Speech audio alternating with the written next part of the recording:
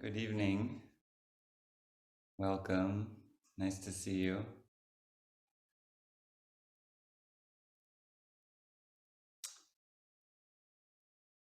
There's a lot to talk about tonight.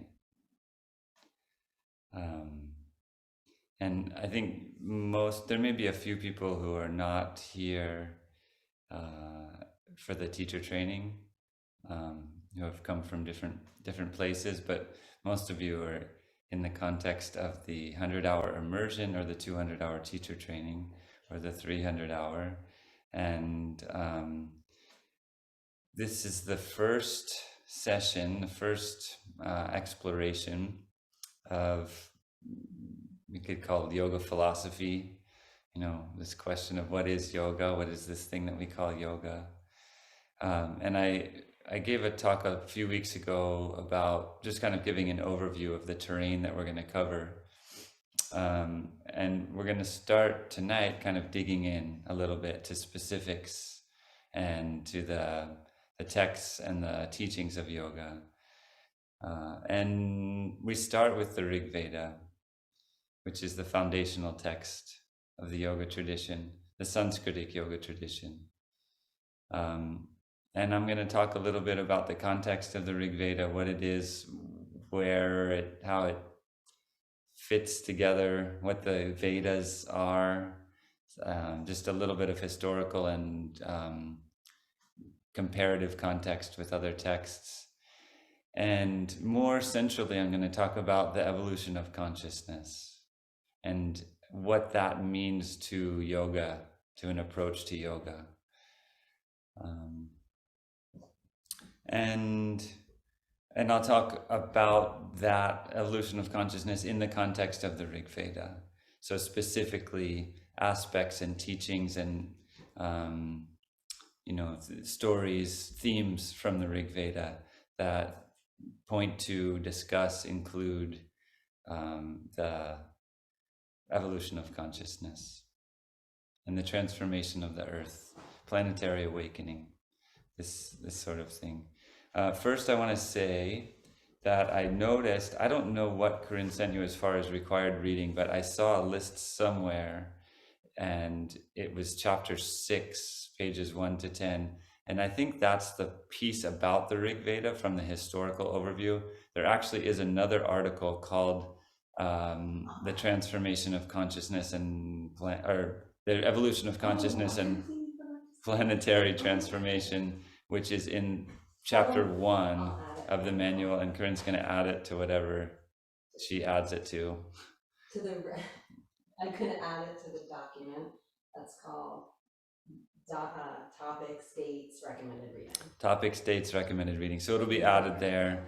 But it's basically just chapter 1 has a bunch of sub-chapters, chapter 1 of the manual, and one of those is the first chapter of this yoga philosophy teachings section, which is called The Evolution of Consciousness. So those are the two pieces of writing that refer to what I'll be talking about tonight. That piece in chapter 1 and then that piece in chapter 6. And part of the reason I write that stuff is so that I don't have to get super detailed in, when I'm doing these talks, so that I can be a little bit more fluid. And also so that you don't have to necessarily take notes or remember things intellectually. You don't have to be in that part of your intellectual mind, because all the facts are there. All the backup, all the information is in the writing, so you can refer back to it. So that's the preface. I want to start just by referring back to something that I said during the first session, which is that yoga is a set of practices that supports movement along a path that leads toward a state of being. And all three of these are yoga. Yoga is the practices, yoga is the path, and yoga is the state of being.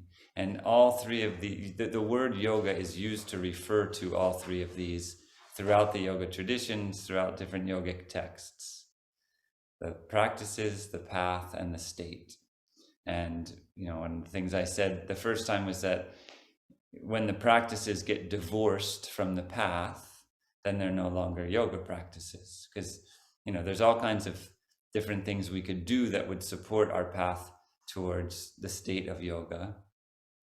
And there's all sorts of things that are mentioned as potential practices to support the path. But if those things are done in some other context, if you do a particular yoga asana in the context of wanting to get stronger or bolster your sense of self, your sense of individual self, your sense of, the illusion of grandeur and egoism, instead of using a particular or practicing a particular yoga asana in the context or with the intention, the aspiration to deepen your understanding of yourself, deepen your embodiment of the light that you are, deepen the embodiment of the experience of unity with all.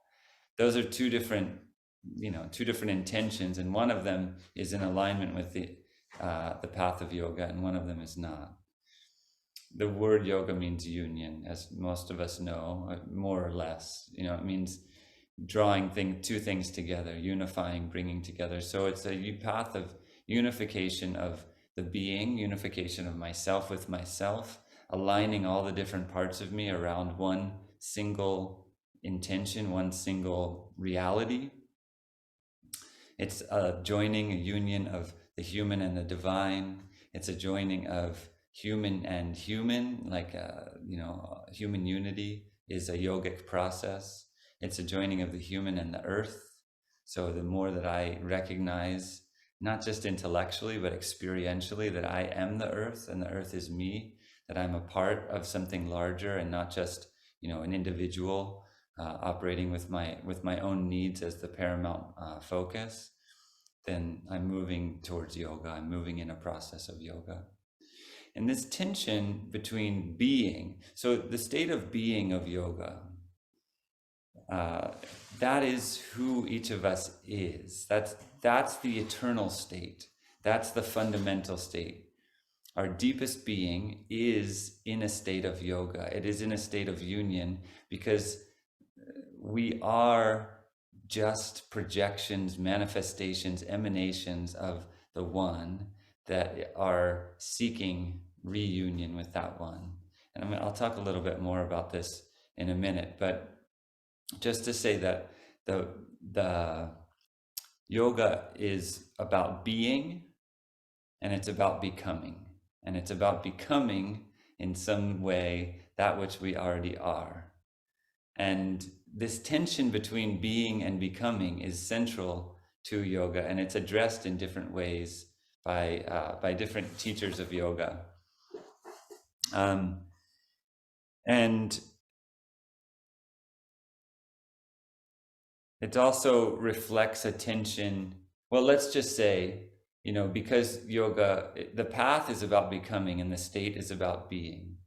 Because yoga is about a path of becoming something, already it's separate from the ordinary assumptions about reality that are out there in the world, because it implies a purpose. It implies that we're not just becoming something random. We're not just becoming, it's not just a path of chaos. It's not just a path of meaninglessness, which is generally out there in the world, the assumption about what's going on here. It's just chaos. It's just meaningless. There's not really a reason. We focus on being able to understand scientifically, what happened, but we don't really, and we can't, through the current methods of science, understand why. We can understand that the Big Bang happened and all the things that happened after that, but why did the Big Bang happen? Can understand that I'm here and I have a heart and lungs and a liver and blood vessels and brain and I have thoughts and all these things, but why do I exist? What am I doing here? Why do you exist? Why are you and me different? Why do we experience ourselves as separate? Why do I look around and experience a world that's separate from me? So the implication within the path of yoga is that the becoming is intentional, that there is a purpose to all of this, that it's not just chaos, that the answer to the question of why is answerable. It's not unanswerable. It's not impossible. And so that sense of purpose is defined by cosmology. And different spiritual traditions have different cosmologies that explain this. What are we doing here? Why am I here? Why are you here? What's happening? And within the context specifically, so yoga, within yoga, there's a number of different answers to that question, and different teachers and different traditions answer it differently. Tonight, we're talking about the Rig Veda. The Rig Veda, the kind of root text, as I said, of the Sanskritic yoga tradition, a very, very old text, the Rig Veda Samhita in particular. And so there's a cosmology embedded in the Rig Veda Samhita that answers this question: why? Why are we here? What are we doing? What's the purpose? And this cosmology and this sense of purpose has to do with evolution, and a purpose-driven evolution, an evolution from a state of unknowing to a state of knowing, from a state of falsehood and confusion and delusion, ignorance, toward a state of illumination, awakening, truth, reality, from unreal to real, from darkness to light, from death to immortality. This is the implications of this cosmology, that we are all in a process together, each of us individually and collectively, moving from a state of unconsciousness, ignorance, temporality, meaning that, what we experience as self is changing / deteriorating / dissolving, to a state of eternal truth, oneness with eternal truth, embodied eternal truth.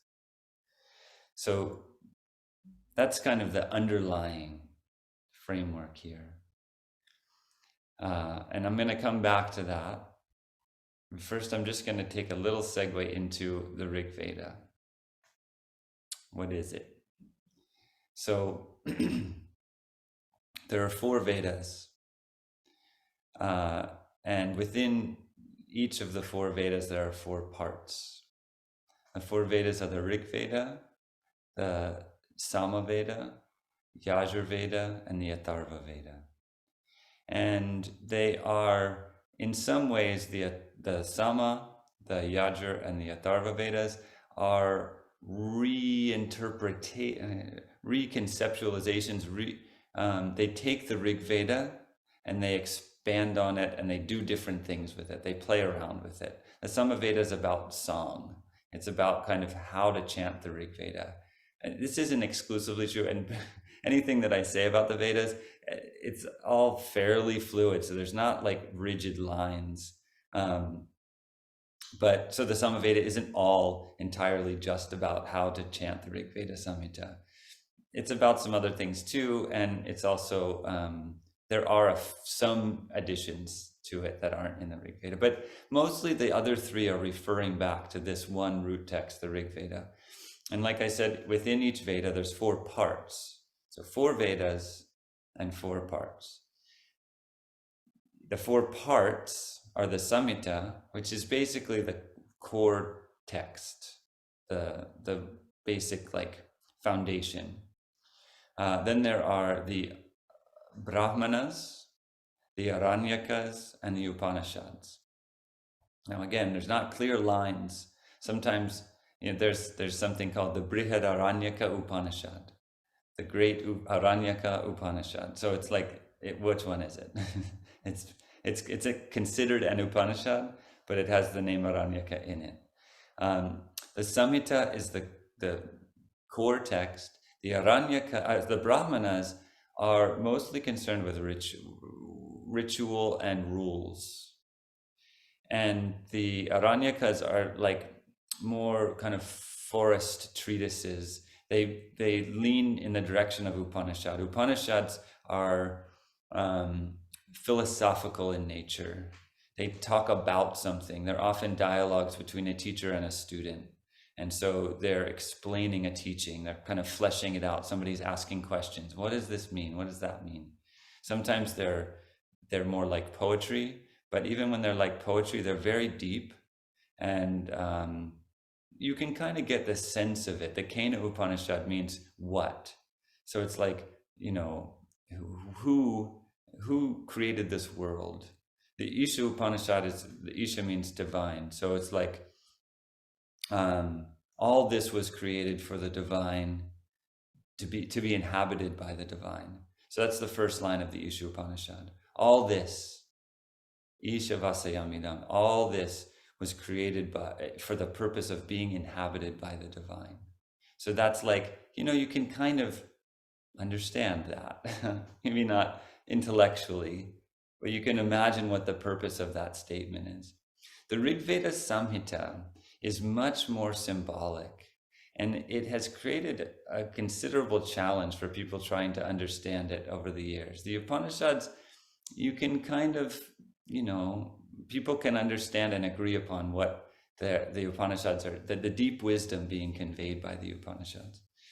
The Rig Veda Samhita is all symbols, and it's hymns. The first line of the first verse of the first mandala of the Rig Veda Samhita is Agni mi ile. Agni mi ile. I adore Agni. And so this is like a lot of the context of the Rig Veda is like adoration, calling upon these devas, these beings of light that have different qualities and different manifestations, and singing their praises, loving them, adoring them, talking about their qualities, and it's like adoration and supplication, adoring them and praying, please, you did this before. This is kind of who you are. Agni, you're like the purifier. You're like the priest. You're like the intermediary between me and the divine. Just kind of describing the nature of Agni. You radiate wealth. You radiate jewels, and you purify. So it's like singing those praises and then saying, can you do that now for me? So a lot of the Rig Veda Samhita is like that. It's very long. It's a lot, and there's 10 mandalas, and each of those mandalas is like a book, and each one has several chapters, sometimes up to 100 chapters. And each one of those chapters has many verses. So it's a lot of content, but there are themes that run through it. And so the sense is these hymns of adoration and supplication, the framing of it.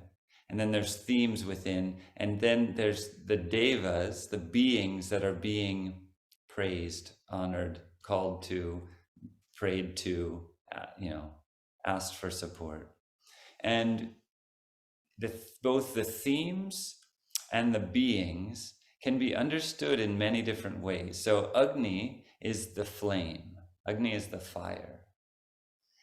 Now we can think of an animistic, an ancient group of people who are praying to the fire. And we can just think of it on that level. We can think of an ancient group of people praying to the sun, to Surya, or to the river, Saraswati, or to Indra, the heavens. Nature, like physical manifestations of the natural world, the thunderbolt, all of the ocean, all of the different, manifestations of nature. And each of these devas does have these qualities. So Agni is fire.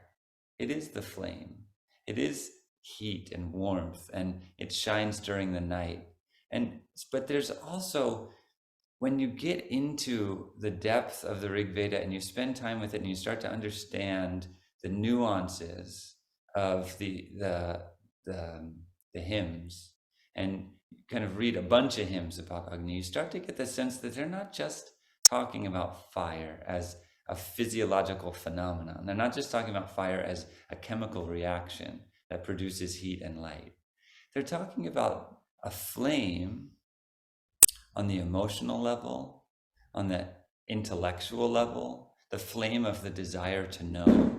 They're talking about the flame of the spiritual aspiration towards self-realization. They're talking about the flame in the human heart that always burns upward toward the divine. They're talking about the flame in the human heart that even in the dark, even in the midst of the darkest night, that flame is shining and can throw light on its surroundings. The flame that is the same basic substance as the sun, Surya, which is the symbol of cosmic illumination, cosmic vision, that radiance that illuminates everything, everything in the galaxy. Agni is that same substance, but it's here. It's not way up in the sky somewhere. It's right here in front of me. I can feel it, I can touch it. And so these kind of inner, I would say, spiritual and psychological dimensions of the devas are very clear in the Rig Veda when they are understood. You know, they're consistent throughout, and the different hymns, when they build on each other, when we understand them all in a whole context, we develop a picture that is deeply spiritual and points us in the direction of a text that describes the basic human condition and its relationship, our relationship to self-understanding and to the divine. I will get a little bit into the devas in particular and with some examples, but I just want to go back to something that I left off before, which was about this cosmology of being and becoming. There's a central myth theme in the Veda. And again, the way this shows up in the hymns is like, Indra, you are the one who, with your thunderbolt, destroyed the demon Vala and freed well, let's say, there's two ways of saying this. They freed the cows from their pen within the earth. So this is how it shows up, right? It'll be in this hymn to Indra. Oh, Indra, you destroyed Vala, you were victorious over the Panis, and you freed the cows from their pen in the earth. Now, it just so happens that the word go in Sanskrit means cow, and it also means light. And this is where some of the different interpretations of these Vedic hymns comes from. Historically, in India, there was one major commentator on the Rig Veda named Sayana. And he was the one who basically interpreted for a lot of people, this is what these hymns mean. And he mostly would use the word go to mean cow. And so we have this sense that of the holiness of the cow is a very strong cultural reality in India. And that, in the Rig Veda, it's not like go either means cow or it means light. It means both. And so the cultural reverence for the cow is appropriate. And there's a deeper significance there. Even when we talk about Krishna as Gopala or Govinda, the finder of the cow, the protector of the cow, the deeper significance is light. And so when the hymn is praising Indra and saying that Indra found the cows buried in the earth, what it's actually also saying is that Indra found the light, discovered the light that had been stolen and hidden inside the earth, and freed it. And light also, in the Vedic context, is truth. So it's not just visible light. It's the light of truth. It's the light that allows us to see clearly what actually is, not, the kind of murky shadows of half-truths and confusion that we mostly live in, but the actual reality of ourselves, of the earth, of the cosmos. Light is that illuminating radiance that transforms confusion into truth. And so Indra, in freeing the light from inside the earth, was, opening up the potential, creating the possibility for directly perceiving cosmic truth, divine truth, the fundamental reality of being. Now, this theme, this story is repeated many different ways, and sometimes it's Indra that frees the light, and sometimes it's Usha, and sometimes it's Saraswati, and sometimes it's Brihaspati, and sometimes it's Agni. All these different devas are sometimes the ones that free the light, but this central theme of the light being freed from it's kind of being held by adverse forces, by forces of concealment, by Vala, who is the concealer, or Vritra, who's the concealer, by the Panis, who are like it's like traffickers, like the misers, the greedy ones, who are trying to keep the light for themselves. So this theme of illumination, of the purpose of the devas being illumination, shedding light, showing us what is very much present throughout the Rig Veda Samhita. And the underlying cosmology here is that in the beginning, people talk about Hinduism as polytheistic because there's all these devas. First of all, somebody at some point translated the word deva into God.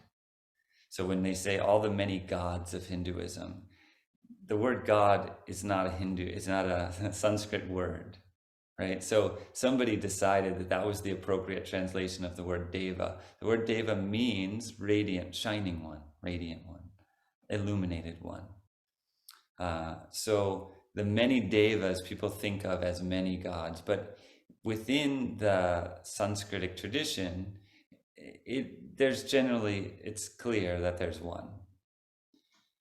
That one is not Santa Claus with a beard sitting on a throne up in the sky. It's just the oneness of being. It's the one beloved. It's the oneness from which all else is manifested.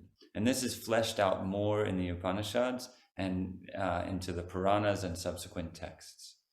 But suffice it to say that the central understanding is that there are one, and this one manifests in many different ways. Just like there are many different people, there are many different species of animals, there are many different species of plants, there are also many different devas. Each of the devas is unique, has unique characteristics, has a unique purpose, and represents some unique archetype or some unique symbol in spiritual cosmology.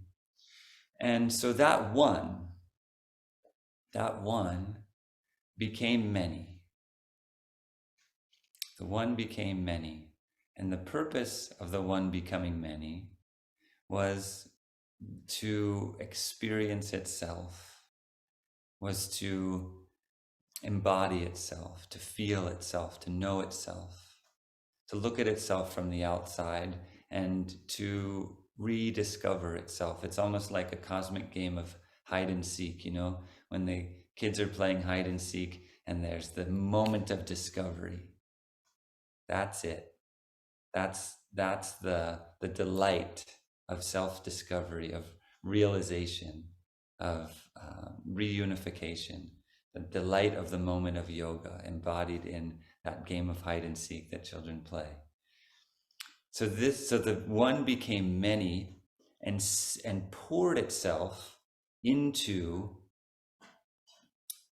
the all-knowing, infinite, all-powerful, immortal one became divided.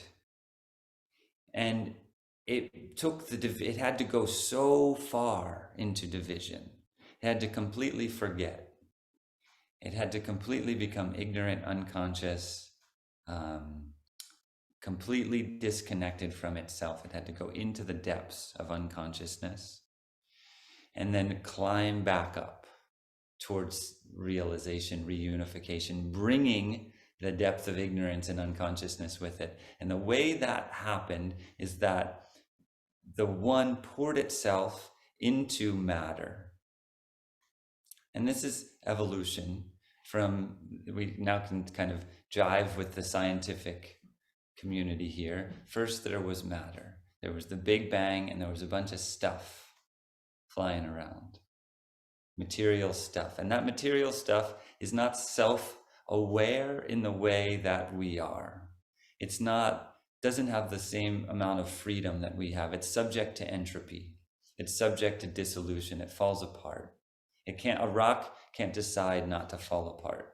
It can't decide not to be worn away by the rain and the wind. It's just, this is the nature of matter. Within matter, so the divine is in there. It's inside. And there's all these layers through which it has drawn itself in, right? So the first layer to emerge from matter is life. Life comes out of matter. Life was already in there, didn't just get dropped off from another dimension.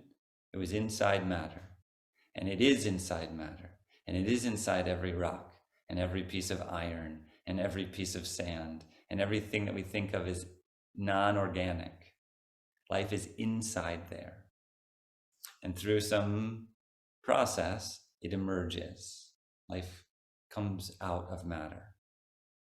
And so then life overcomes entropy. Life is self-organizing. Life maintains homeostasis within itself. It can only do this temporarily, and then eventually it dies, and it needs to eat other life in order to survive. But it has overcome some of the basic fundamental limitations of matter, and it is more moving in the direction of absolute self-realization and realization of union. Matter has this kind of fundamental separativeness of it. Life is moving, life devours other life, life mates with other life, life is interacting and engaged and dynamic in relationship with other life all the time. It has to be by its nature. And so this kind of oneness is happening in a different way when it comes to life. Life, out of life, so inside matter is life, and inside life is mind. Mind overcomes some of matter's limitations. Mind can extend itself beyond one single life. Mind can communicate and grow without eating other minds. Mind can begin to know, and so there's a different level of self-awareness and self-consciousness. There's a different level of choice within mind. So again, all of these are nested, and all of them, the divine is in there. So the divine is inside of mind, is inside of life, is inside of matter. The involution of the divine into these layers and into matter precedes the evolution. Involution first, and evolution second. Then comes the evolution. The evolution is life, mind, and then what's next? We've pretty much reached now. So evolution, first of all, it's not over. It's not done. We are not the pinnacle of evolution. I don't know if you've noticed.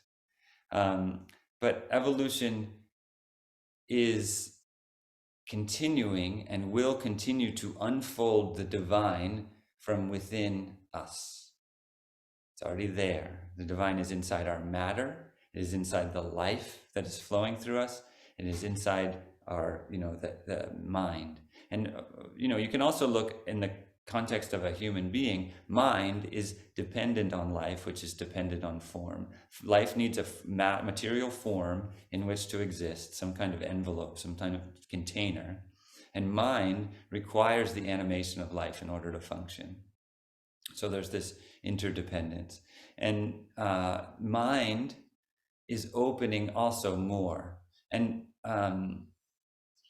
just to add one more thing, which is that within the Rig Veda, there are many references to 7 rays, 7 rivers, 7 layers, 7 seers, the 7-headed thought, the 7 horses of the sun. These 7, and there's also a reference to 4 above, which drip honey when pierced, and they drip honey onto the 3 below, which are crooked. So the 4 dimensions, or the four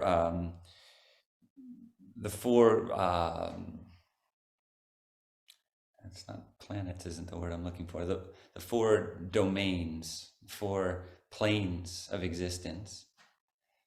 There's 4 above and 3 below, and the 3 are crooked. And this is matter, life, mind. This is the state of delusion and confusion that we live in, thinking that we are separate and alone and in competition with each other for limited resources, and the survival of the fittest and all these things that we experience every day in our lives. This is the 3 crooked, and the 4 above are basically the 3 in inverse. So we have Sat, the state of pure being, which is like matter, just eternal existence. We have Chit, which is consciousness, dynamic movement consciousness, which is like life. Fluid, moving, exploration. Matter and Sat are like existence, Chit and life are like expression. Existence, expression, and exploration. And this is Ananda, the joy, the delight. Mind is so confined by its limitations, but as soon as mind realizes that all of the limitations are false and unreal, there's just delight, the delight of being, the delight of existence, the joy of eternal exploration, eternal self-awareness. So Sat Chit Ananda, these 3 planes of existence are above. Matter, life, mind are the planes of existence below. Bhur, Bhuva, Swaha. You could, in Sanskrit, they're called different things. Prithvi, Antariksha, Swar. In the middle is an intermediate realm. And this is the one that, if pierced, pours honey down onto the lower realms. And so we have kind of a map of evolution. We have this sense that the divine is involved, it's gradually evolving itself, and that after mind comes a layer that's known as Vijnana. Vijnana is like wisdom, the knowledge through identity. And so that's in its, you can also look at the 7 chakra system with the Muladhara chakra at the base being related to matter, and the Svadhisthana chakra in the kind of gonads area being related to life and dynamism and creativity. And there's also the elements, earth and water and fire in the solar plexus, and the mind, kind of illumination, the dynamism of the nervous system and mind here. And then the heart being kind of the next phase. And there's even this piercing, there's this breathing diaphragm, or the division of the lower abdominal region and the upper abdominal region. So I'm going in a lot of different directions here. I hope that you're able to follow me. The main thing is that evolution, within the Rig Veda, the conceptualization of evolution, there is a map that shows us where we've been, how evolution has come to this point, and where we might be going after mind, what the next realization, what the next emergence is beyond mind. And that is Vijnana. It's knowledge through identity. Instead of I know you because you're different, I know the tree because it's different from me, I know the car or the horse because they're different from me. It's I know you because you are me. I know the earth because I am the earth. I know the car and the tree and the horse because I am them. I know them from the inside, and not just as an idea. I feel them. I know them intimately. I know I can look at a tree and I can feel the roots going down into the earth. I can feel the sap pulsing inside the tree. I can feel the leaves and branches reaching outwards and upwards toward the sun. I can feel the consciousness and the self-awareness of the tree as it is. This is Vijnana. This is where we're all going. And this is in some ways the main point, because life can look pretty bleak if you look out there at the world today. But that sense of separatism that manifests as tribalism, nationalism, individualism, all those isms, that sense of individualism is the covering that will be unwrapped as evolution progresses.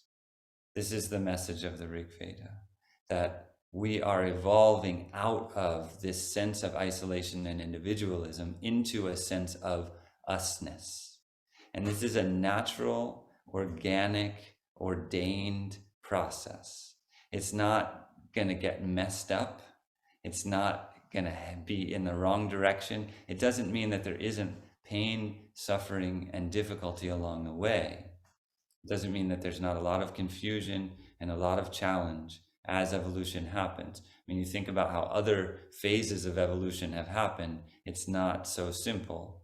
From the fish to the turtle, why did the fish go out of the water? Right? What caused the fish to leave the water? What caused the animals to start climbing trees? What caused the monkeys to leave the forest and walk upright out into the savannah? Usually there were pressures, is what we understand through science, right? And I use that word a little bit loosely, because science sometimes means the dogmatic religion of materialism. What I mean is what scientists who are using the scientific method to understand our past have told us is that at evolutionary inflection points, there's usually some pressure that compels evolution. And I would say that we're facing a significant amount of evolutionary pressure at this moment in our collective reality. There's a teacher that I have a lot of respect for, who passed away actually this year. Her name's Shraddhavan. And she said once that all the ecological problems that we're facing are like a koan. And a koan is a Japanese, it's like a Zen proverb. It's a saying that is meant, the intention, it's impossible. It's like, it's the sound of one hand clapping, right? It's meant to break down our way of thinking. It's meant to break down the way that we understand things, our assumptions about reality, and kind of break through, open up to a breakthrough to a different way of understanding things. So she was saying that all these ecological disasters, catastrophes, overlapping crises are putting pressure on us. They're meant to break down the rigidity, the assumptions, the beliefs that we have about reality, and allow for a breakthrough, stimulate, cultivate, and create the conditions for a breakthrough into something as different from our current reality as a turtle is from a fish. I mean, imagine saying to a fish, you're going to go out of the water and live out there. There would just be incomprehension. It's like we can't comprehend in a certain way what's coming, what evolution has in store for us and for humanity, because it's vastly different.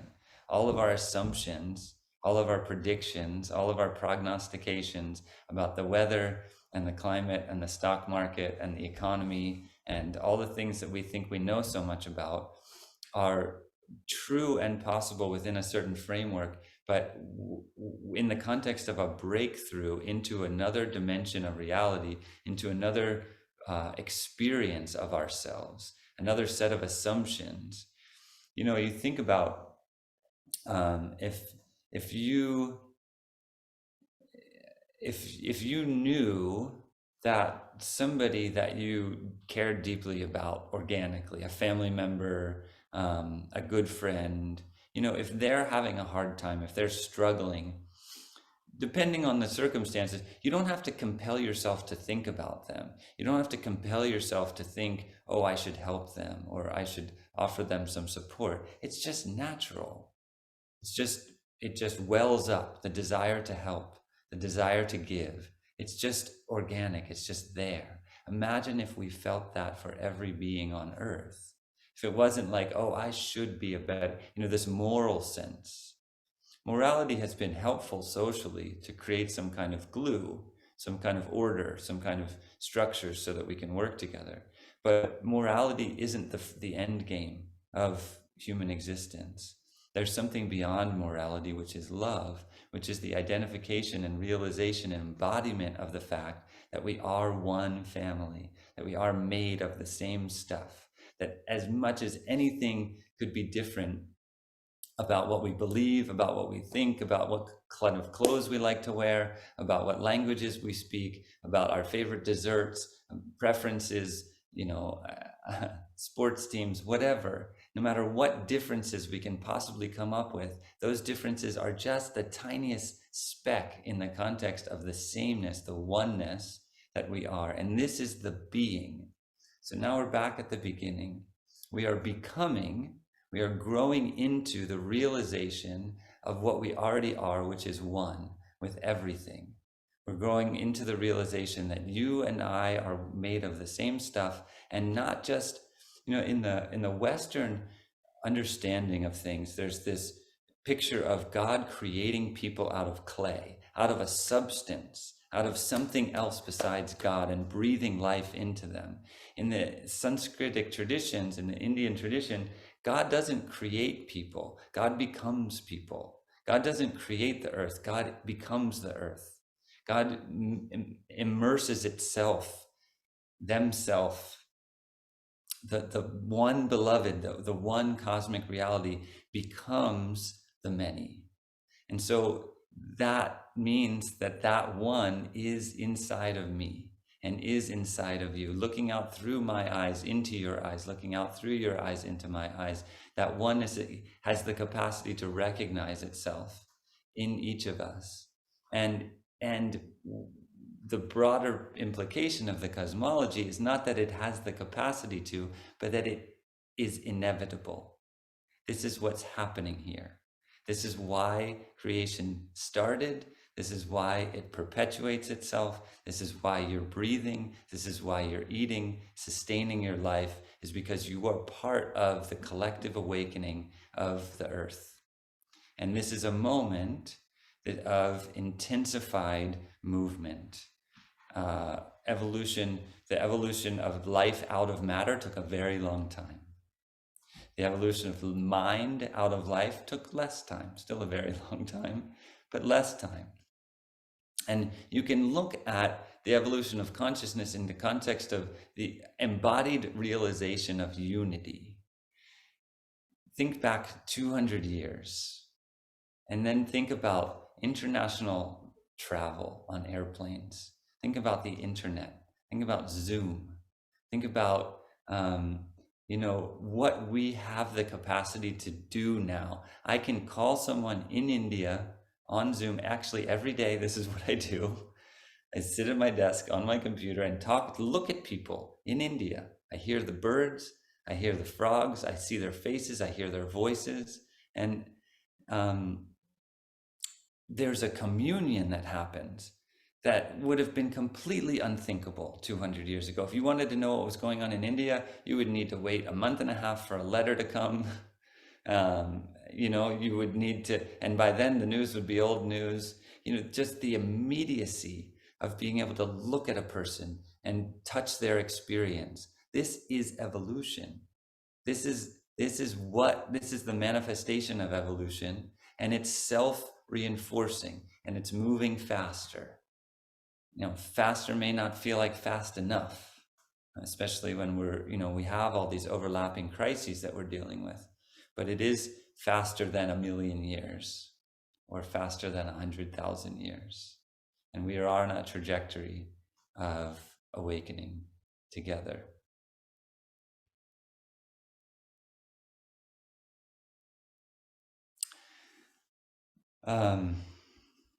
That was a lot. Hopefully it wasn't too much in too many different directions, and I hope you were able to follow. I'm gonna just see if there's any questions before I go on. I want to talk about each of the individual devas in relationship to the Rig Veda and some of the themes in the Rig Veda. But because that was so many things, I just want to see if anybody has a question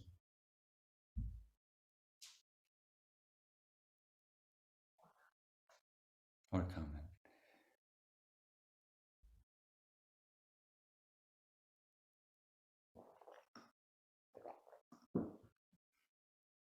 Y'all got it then. Good. 100%.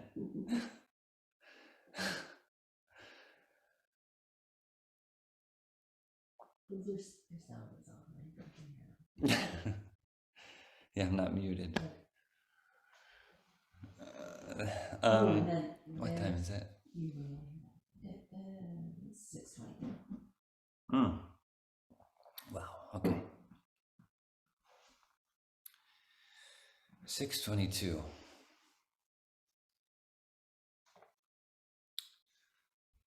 Well, I think we need a break of some kind. I don't. 6:22. Just meditate. Or give them a fun.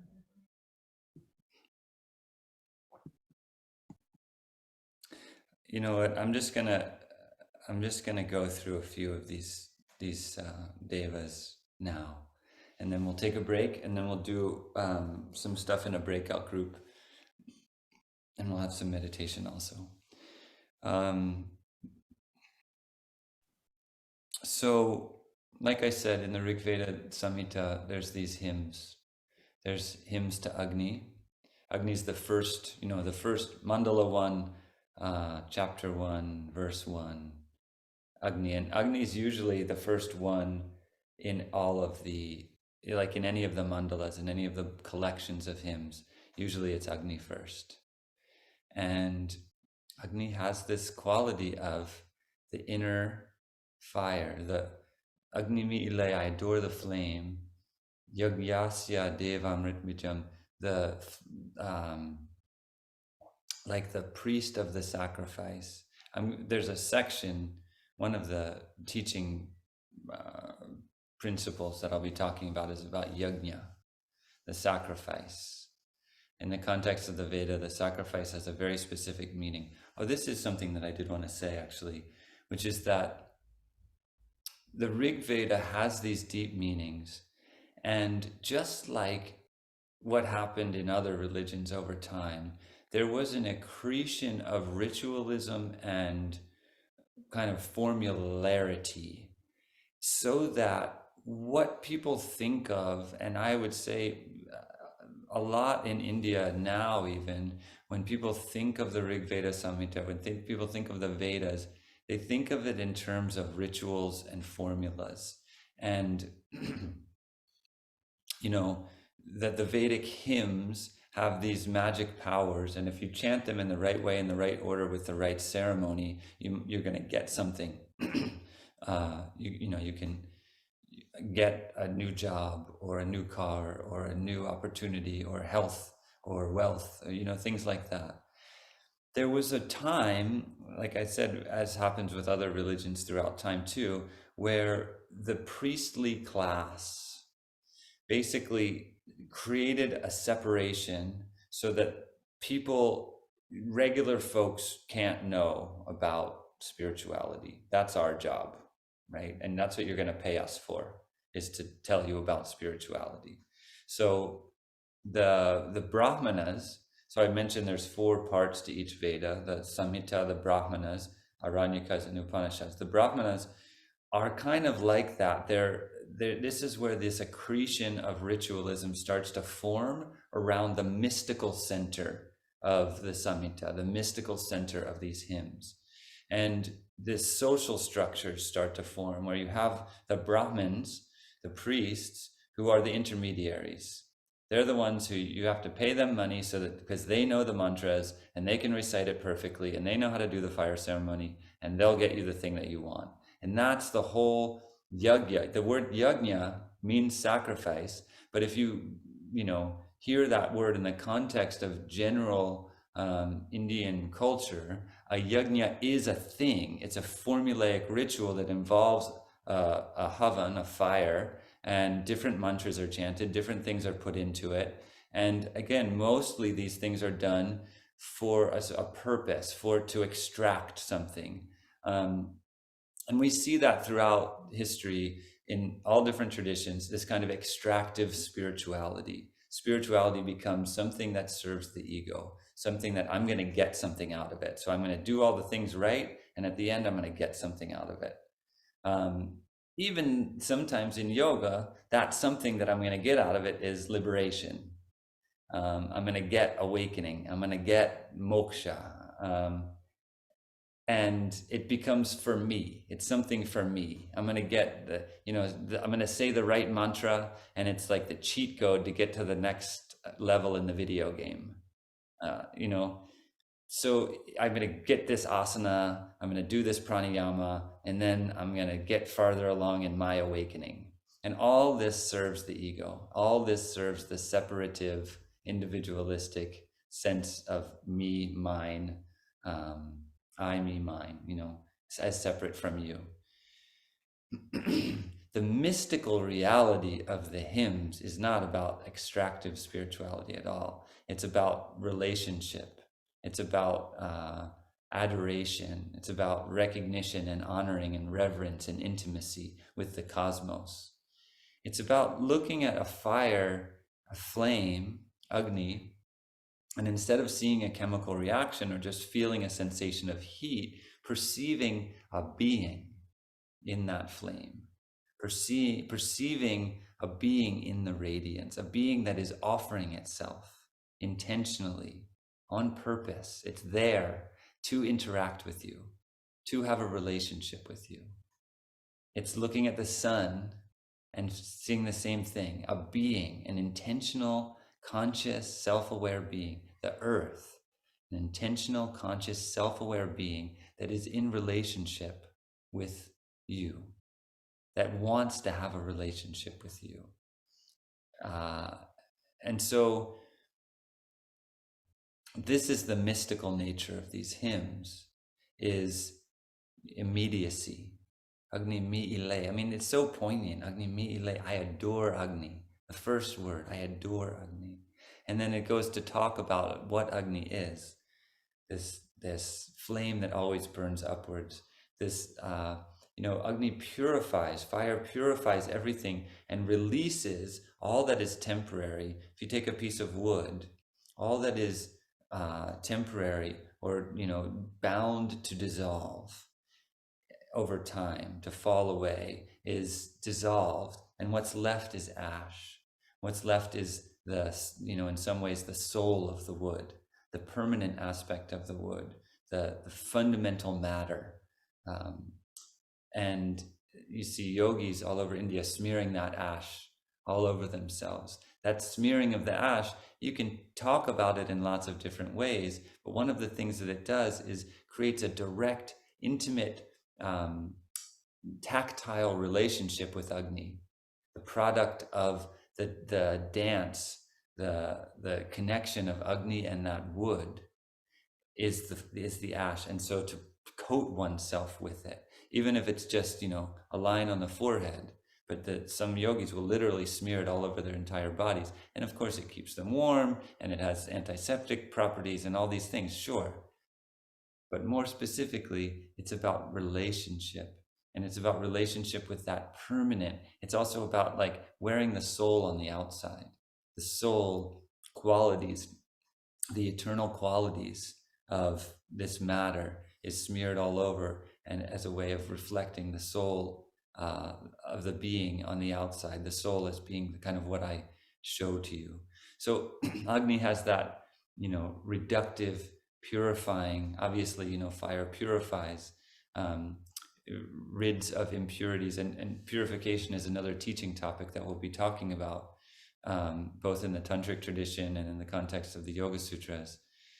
Purification is all over yoga, and the point of purification is, again, in this becoming, we're becoming what we are.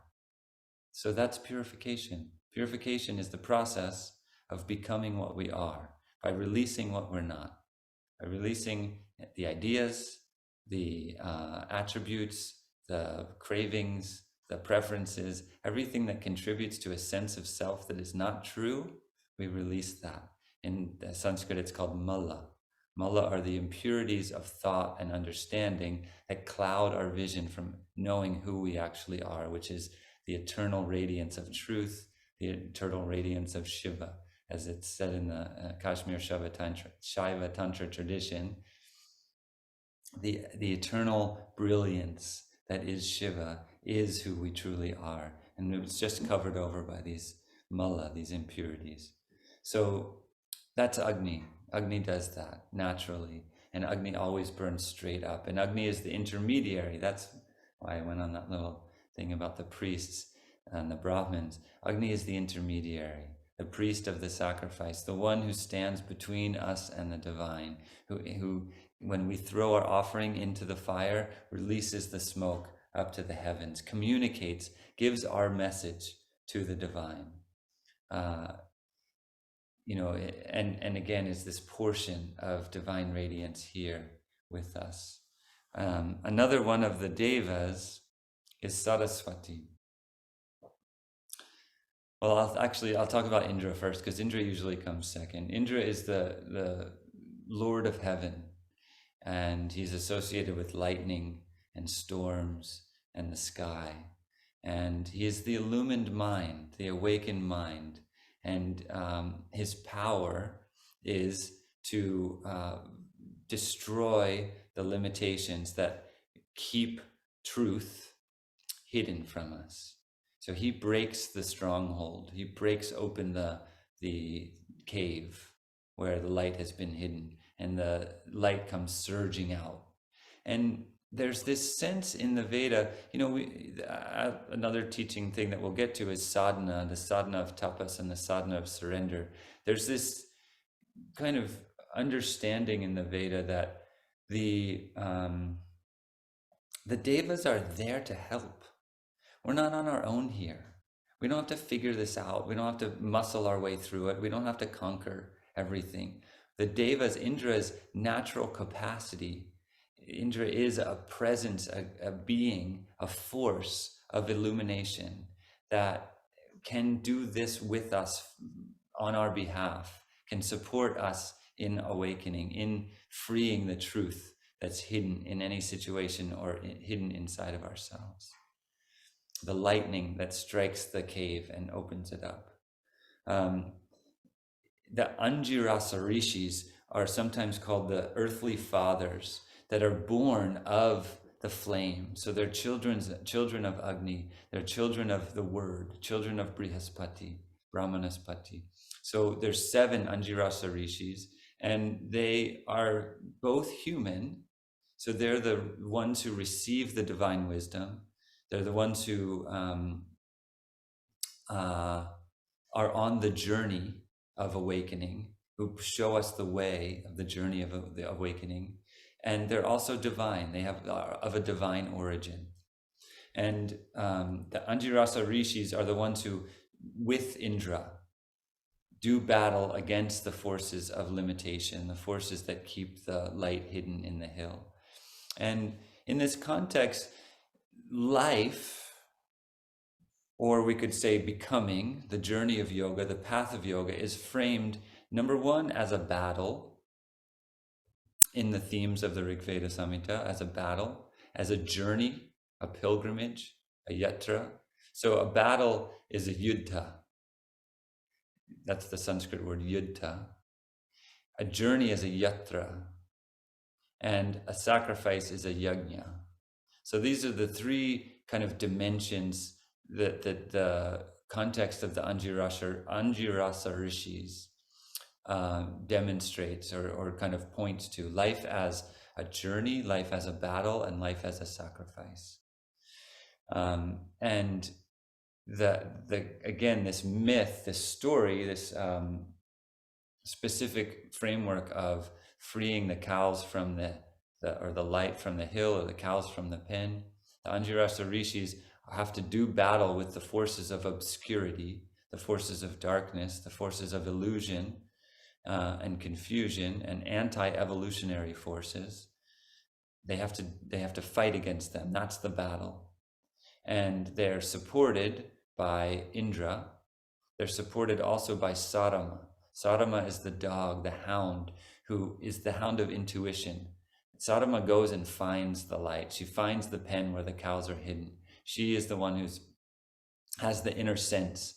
And they're also supported by Saraswati.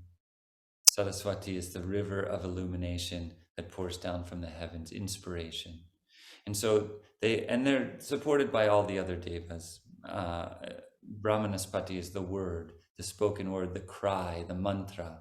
But the Anjirasa Rishis are the ones who are on this journey, who are on this, involved in this battle against the hostile forces, who are on this journey of discovery following Sarama, and who are involved in this sacrifice. And the sacrifice is the yajna that invokes their relationship with these devas, with Indra and Agni and Saraswati and Sarama and Usha and Brahmanaspati and all these Mitra and Varuna, all these devas are invoked, invited, related to through the yajna, through the sacrifice, which again we can see as a ritual with a formula, different mantras and a fire and different things thrown into the fire, or we can see as the sacrifice of releasing the sense of individuality, the sense of I, me, mine, the sense of the all importance of the ego in honor or in openness to relationship with something greater, with something divine, with these divine forces of help that are there. And I'll just say one more deva is Usha. I mentioned quickly. Usha is the divine dawn.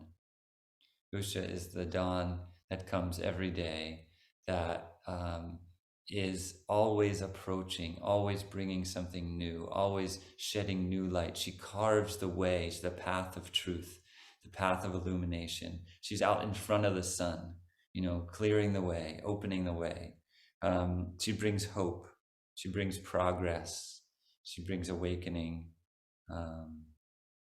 So there's all these different beings, frameworks, symbols, stories, archetypes that are embedded in this incredible text that all have to do with the different nuances and textures of individual and collective awakening.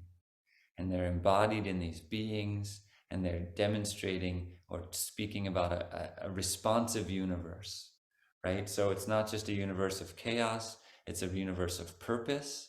And there are beings that we can't see, that we can't necessarily touch with our tactile, we can't experience with our tactile senses, but beings who are nevertheless there, that we can experience with our inner senses, who their purpose is to support evolution, which is directional. Evolution is always moving in the direction of widening, of connecting, of unifying that which seems to be apart. And this is kind of the whole framework that the Rig Veda presents in order for us to understand life, what's going on here, and why. Why am I here? Why are you here? What are we doing here?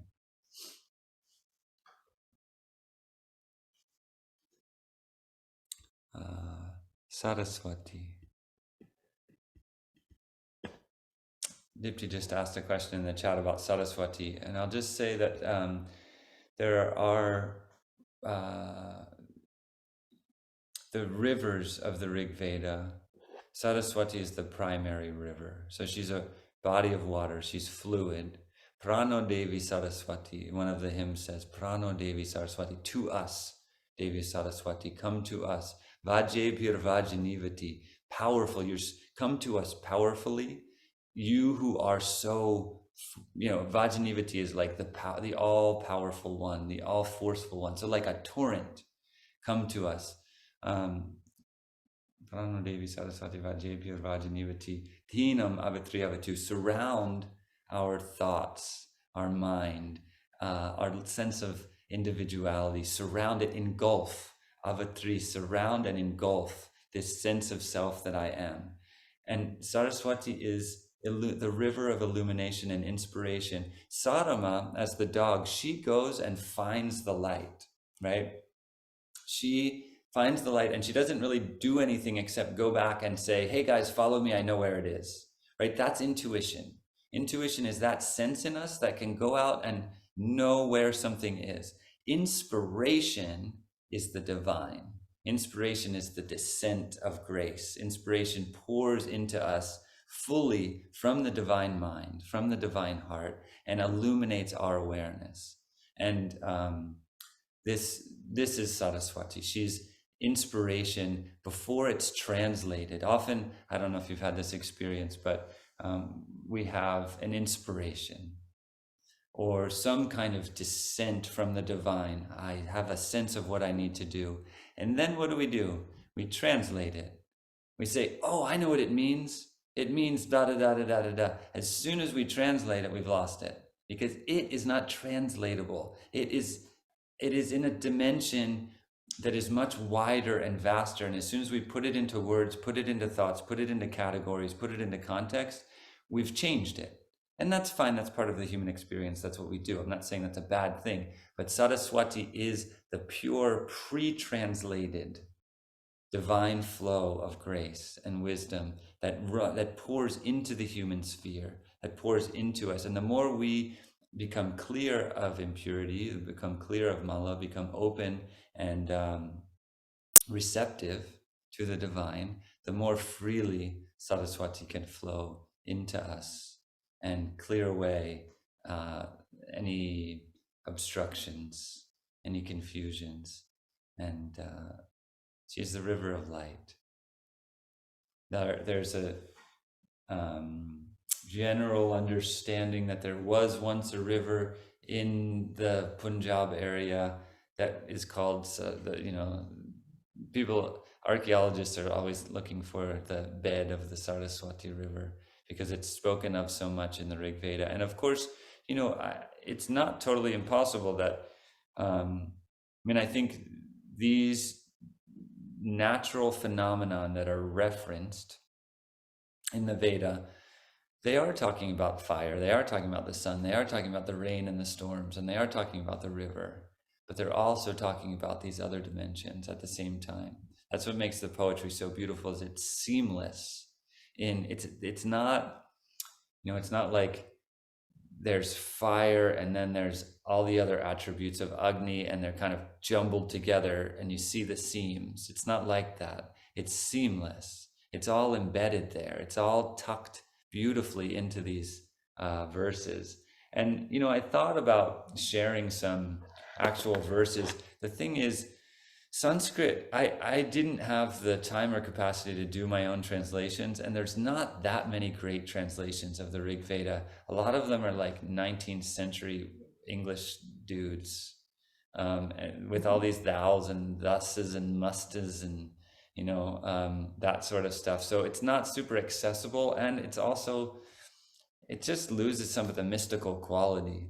And Sri Aurobindo has some translations, but he uses that kind of Shakespearean English that's a little bit harder for us to access. So maybe one day I'll do some translations, but I just couldn't find anything that really felt immediate in that sense. And I felt like it was better to just kind of give a description. But that, I can say, Prano Devi Saraswati Vajebhir Vajanivati Dinam Avatriyavatu. It's like that. It's like, come to us, Saraswati, with all the power, like a torrent, pour over us and through us and surround and engulf the littleness of self that we experience ourselves to be. That's like my translation of that verse.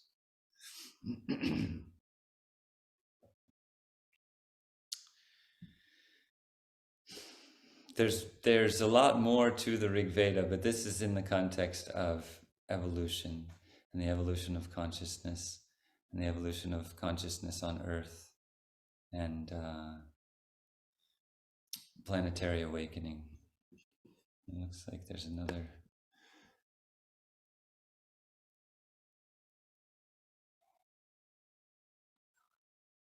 So this question is, do priests still have the most? You guys can talk too if you want. I mean, I'm fine with reading these, um, but if you want, you can. Yeah, I'm gonna jump in because I know I worded that really odd. I was wondering, you mentioned how priests, this is Mariam. You mentioned how priests have most of the ownership of the Rig Veda. So I was wondering, is that something that's still, because you also just mentioned that like there aren't very good translations. So I was wondering like if that's still something that's prevalent. Yeah, I mean, translation to English is one thing. There are people who can read throughout the world and throughout India who can read Sanskrit in the original and understand it. And there's translations into Hindi.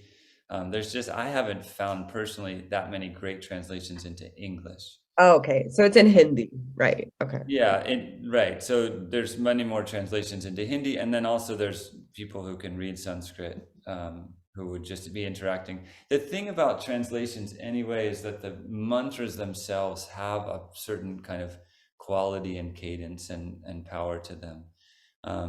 But the question about the priests, yeah, I mean the priests, I also want to just clarify that I'm not denigrating that form. I the homa, the yajna, the Vedic sacrifice is incredibly beautiful and deep and profound and has many layers to it. I think what I was trying to just point to is that many people are just interacting with it on one layer, on one level, and that there was this kind of formalization of the priestly caste that took advantage of that historically. But to be present at Homa and to participate in it, it's not linear. It's not like it's one thing or the other. It's a cosmic phenomenon. It's beautiful.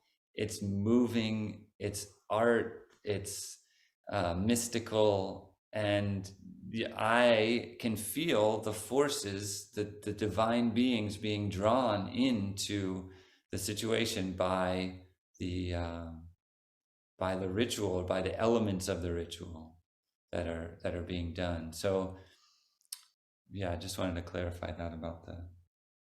Yeah, thank you. I think I took that I took that in a different interpretation. I appreciate that. I have a deep respect and reverence for these traditions and the way they've been preserved. I mean, that's the other thing is there's Vedic chanting, which I think you guys had a session on Vedic chanting. It's very specific and there's a mnemonic quality and you have to chant it like this, like this, like this. And that allowed these mantras to be preserved from a time before there was writing. I mean, these mantras were received by seers before there was a script. And then Devanagari script was developed and they were written down. And then they were kind of organized. But basically, there's a fidelity that passes down through thousands of years as a result of the amazing faithfulness to the exactitude to, this is how it's done. And of course, after thousands of years, there's a few variations in a few different schools about how certain things are said, but it's quite intact for the scope of time that we're talking about. And I just have deep respect and honor for that, the preservation in such an exquisite, beautiful way of these incredible hymns and the format of the yajna, which has an outer form. It has an outer form and an inner form, just like me. I have an outer being and I have an inner being. You have an outer being and an inner being. The yajna, the sacrifice, the homa, has an outer form and an inner being. and we can relate to each other on the superficial level, and we can talk about, things that we like and dislike and the weather and things like that. And we also have the capacity to relate to each other deeply and relate to each other as souls and as current common travelers on the path of yoga and the path of awakening, and with a deep sense of purpose. So the same thing, I can engage with a homo, with a yagya, on the superficial level, or I can engage with it on a deep level, and both are there. Both are available.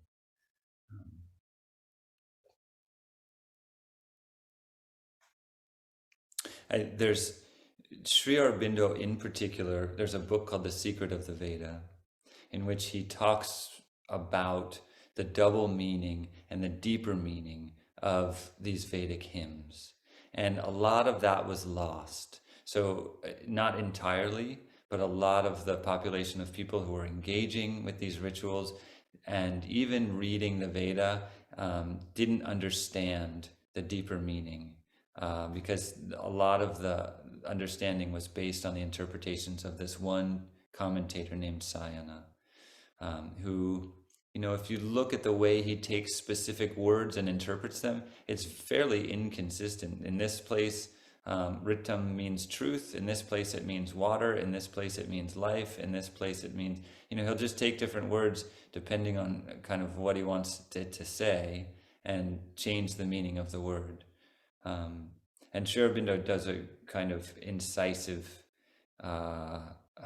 overhaul of the whole thing, and reinterprets all these stories and it's also, the Vedas are quite confusing when they're viewed through that lens. They don't make a lot of sense.